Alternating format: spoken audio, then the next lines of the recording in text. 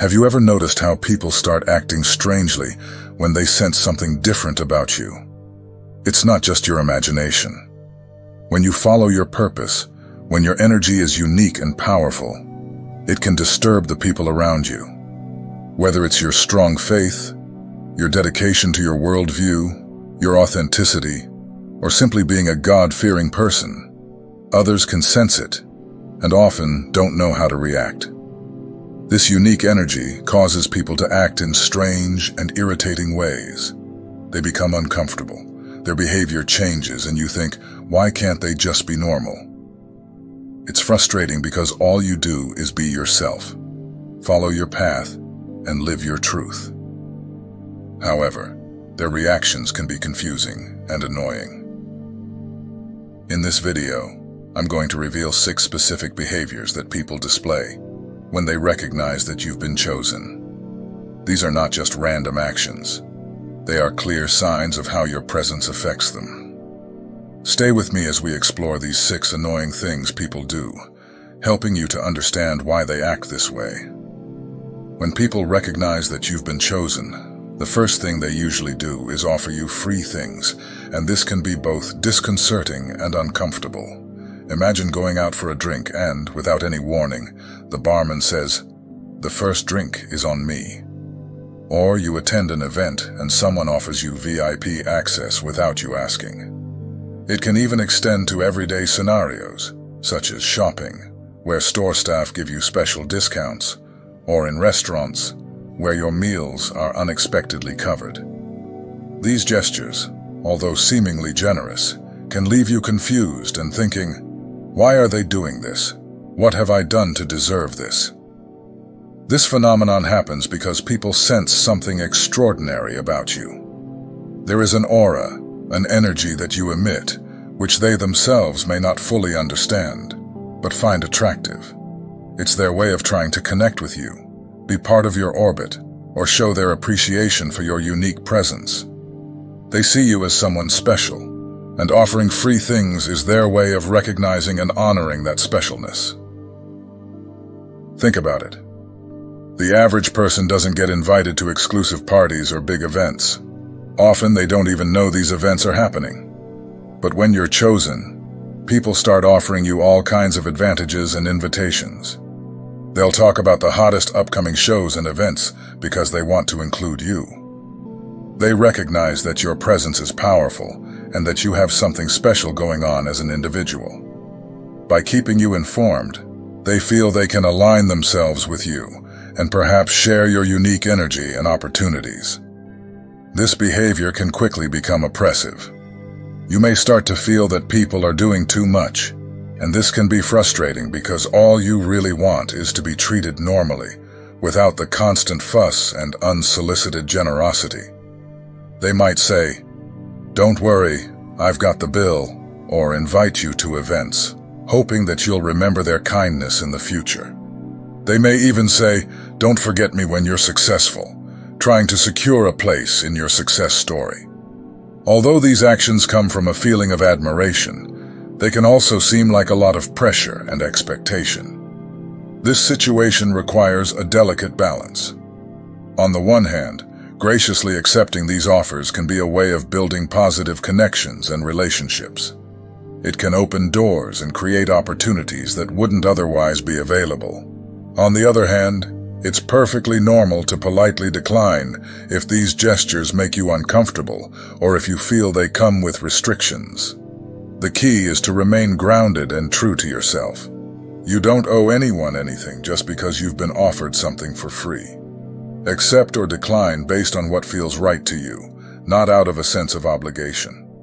Remember that people are attracted to your energy because they see something valuable in you. Accept this recognition and the positive attention it brings, but also set clear boundaries to protect your comfort and autonomy. By doing so, you will be able to navigate these interactions with grace and confidence, ensuring that your unique qualities are respected and appreciated without feeling overwhelmed by unsolicited generosity. The second thing people do that can be quite annoying is their tendency to stick close to you when they recognize that you are the chosen one. You may not have noticed it at first, but when you have this positive and unique energy, people are unconsciously drawn to you. It's like being a magnet. Wherever you go, you attract a crowd. Imagine walking into a room and before you know it, 5 or 6 people surround you. You start to wonder, why are they so close to me?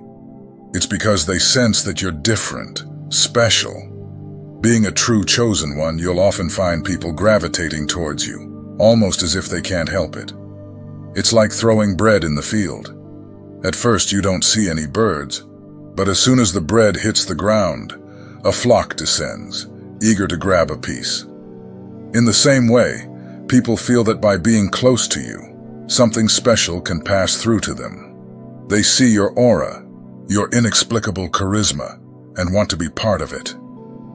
It's as if they believe that just being near you can bring them closer to something extraordinary, akin to touching the hem of Jesus' garments in the hope of a cure or a miracle. This constant crowding can be very annoying. You might think, "Hey, give me some space. What are you doing?" People may try to touch you, invade your personal space, or simply stand too close, making you uncomfortable. It can get to the point where you feel overwhelmed and may even think about moving to a different location just to get some peace. Biblical examples of this phenomenon abound. For example, in Mark 5:25-34, a woman who had been bleeding for 12 years touched Jesus' cloak in the middle of the crowd, believing that just one touch would heal her. And it did. Another example is found in Luke 19:1-10, where Zacchaeus climbed a sycamore tree just to see Jesus because of the crowd. Jesus noticed his effort and invited him to come down, which led to a significant moment in Zacchaeus' life. These behaviors are a clear sign that people recognize your unique energy and want to connect with it as much as possible. They flock to you, invade your space, and try to be as close as possible, believing that only your presence can somehow improve their own lives. Although it's a testament to your special aura, it's also a challenge to manage this constant attention without feeling suffocated. The third thing that happens when people recognize that you've been chosen, and this may sound crazy, but it's very common, is that some people will become envious of you. This envy doesn't even need a valid reason. Often, there isn't one. They simply get jealous and start rejecting you just to boost their self-esteem. You can find this with friends, acquaintances, or even colleagues. Out of the blue, someone who was close to you can suddenly start acting cold or distant. This leaves you wondering if you've done something wrong, but the truth is that you haven't. Their rejection stems from insecurity and the need to feel superior, pushing you down. This behavior is confusing and damaging. One day you get on well, and the next day they treat you as if you were beneath them. It's as if rejecting you gives them a sense of power and accomplishment. They feel validated by making you question yourself, and this temporarily boosts their confidence. This is particularly frustrating because it's hard to understand why someone would act this way without any real provocation. We see similar patterns in the Bible. For example, Joseph's brothers became jealous of him because of his dreams and the favor he received from his father. Their jealousy led them to sell him into slavery. Genesis 37. Another example is Saul's envy of David, which led him to repeatedly try to kill David, despite David's loyalty and service. 1 Samuel 18. These stories illustrate how envy can lead to irrational and harmful behavior. People who behave in this way often lack positive energy. They are like energy vampires, needing to drain positivity from others in order to feel better about their own lives. They recognize your glowing aura, your angelic energy, and instead of being inspired, they feel threatened. They may never admit it, but deep down they know that you possess something special that they don't have. To deal with this disparity, they reject you, trying to bring you down to their level. They want you to be theirs alone, to keep your light to themselves. If they realize that they can't control you, they will intentionally hurt you, making you feel bad in order to diminish your spirit. This behavior is typical of narcissistic and deceitful people. It's all about manipulating energy to feel superior. They like to see you falter because it temporarily masks their own inadequacies. Ultimately, this rejection is not about you, but about them. It's about their inability to cope with your success and the unique light you bring to the world.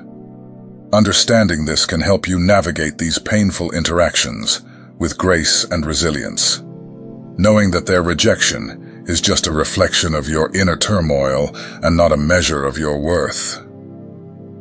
The fourth annoying behavior you'll encounter when people recognize that you've been chosen is willful ignorance. Unlike outright rejection, ignoring you is a subtle but deliberate act designed to undermine your confidence and sense of self-worth. People will do anything to make you feel invisible, and this is no accident. They do this for selfish reasons, driven by their own insecurities and the need to feel superior. When people ignore you on purpose, they are trying to dim your light to make themselves feel better. It's a competitive tactic. They see your success, your hard work, and your bright future, and it intimidates them. To deal with the situation, they decide to act as if you don't exist. They may avoid your messages, pretend to be busy when you're around, or not acknowledge your presence in social settings. This behavior is rooted in jealousy and the desire to bring you down to their level. For example, a so-called friend may spy on your social networks, be aware of your every move, but never interact with your posts. They may hear about your recent conquests through gossip, but act indifferently when you share your news. They plan their actions meticulously. The next time you contact them, they will have already decided not to respond, pretending that they have more important things to do. It's all a front to make you question their importance and the value of their achievements. Their behavior is all about energy. They seek to match or even surpass your positive energy, making you feel neglected and devalued. In doing so, they hope to create the illusion that they are as busy, successful, or important as you. They want you to think that they are leading equally meaningful lives, when in reality they are just trying to undermine your confidence. This willful ignorance is frustrating because it is so insidious. You know that they are aware of your presence and achievements, but they choose to act otherwise. It's a calculated move to make you doubt yourself. For example, you may see them posting on social media shortly after you get in touch, openly ignoring your attempts to connect while trying to appear involved in their own activities. These actions reveal their true intentions, to bring you down so that they feel elevated. It's a toxic dynamic, driven by an inability to celebrate the successes of others without feeling threatened. Recognizing this behavior for what it is can help you navigate it more effectively. Understand that their ignorance is a reflection of their insecurities, not your value. By remaining confident and true to your path, you can overcome petty attempts to dim your light. The fifth annoying behavior that people display when they recognize that you have been chosen is to constantly brag about their achievements. You'll find that certain people feel the need to show off their achievements whenever they're around you. It's as if every conversation becomes an opportunity for them to brag about their latest successes. They might say things like, "I've just bought a new car," or "I'm going to an exclusive event tonight." They'll tell you about their expensive purchases, the money they've made, or the high-status events they're attending. This constant boasting can become quite tedious because you end up sitting there, forced to listen to them trying to outdo you. Despite your efforts to be kind and supportive, their need to compete with you is evident. They seem to want to match your energy, or even surpass it, by continually highlighting their own successes. It's as if they believe that by doing so, they can rise to your level. You can respond with genuine congratulations, trying to be polite and encouraging, but it seems that every interaction with them revolves around the need to prove something. What's more frustrating is that these people often seem disinterested in your achievements. As soon as you start to share something positive about your life, they quickly change the subject, or act as if they haven't heard you. They may pretend to be absorbed in something else, or give an indifferent response. This behavior makes it clear that their main goal is not to engage in a mutual exchange, but to dominate the conversation with their achievements. Their incessant boasting is a way of competing with you without openly acknowledging it. They don't want to admit that they see you as someone special, so they try to overshadow you with their own stories. It's a subtle but persistent form of competition, driven by insecurities and the desire to be seen as equally successful or important. Recognizing this can help you understand why these interactions seem so draining and one-sided. It's not about you. It's about their need to feel validated by overshadowing you. Last but not least, another frustrating behavior you'll encounter when people recognize that you've been chosen is blaming you for their own problems. This is something that can catch you off guard, especially when it comes from people close to you. It could be a partner, a friend, or even a family member. When they face problems they can't solve or don't want to take responsibility for, they shift the blame onto you. For example, your partner might say, "It's your fault we had a fight," even if the disagreement has nothing to do with you. They may argue, "You told me to do the dishes," twisting the argument to suggest that you are somehow responsible for their frustration. This behavior stems from an inability to manage their own problems. As you are a strong presence in their lives, they find it easier to transfer the problems to you. They see you as a scapegoat for their failures and shortcomings. They may say things like, "We didn't get into the club because of you," or "It's your fault we missed this opportunity," even when the real reasons have nothing to do with you. They avoid admitting that their own actions or lack of actions are the cause of their problems. People who blame you for their problems are usually motivated by jealousy and insecurity. They see your success and the positive direction of your life, and this makes them uncomfortable with their own inadequacies. By blaming you, they try to undermine your confidence and make themselves feel better. This behavior is particularly common in those who struggle with low self-esteem and need to put others down in order to feel good about themselves. In the Bible, we see similar behavior. For example, in Genesis, Joseph's brothers blame him for their feelings of jealousy and resentment and end up selling him into slavery. Their actions were motivated by their own insecurities and envy of Joseph's favored status and dreams. This tendency to blame the chosen one is a way of avoiding facing up to one's own faults and mistakes. They may say, "You're the reason I haven't succeeded," or "It's your fault I'm unhappy," to justify their own lack of progress or satisfaction. Often they don't have a logical reason to blame. It's simply a way of deflecting from their own responsibilities. Recognizing this behavior for what it is can help you navigate these interactions.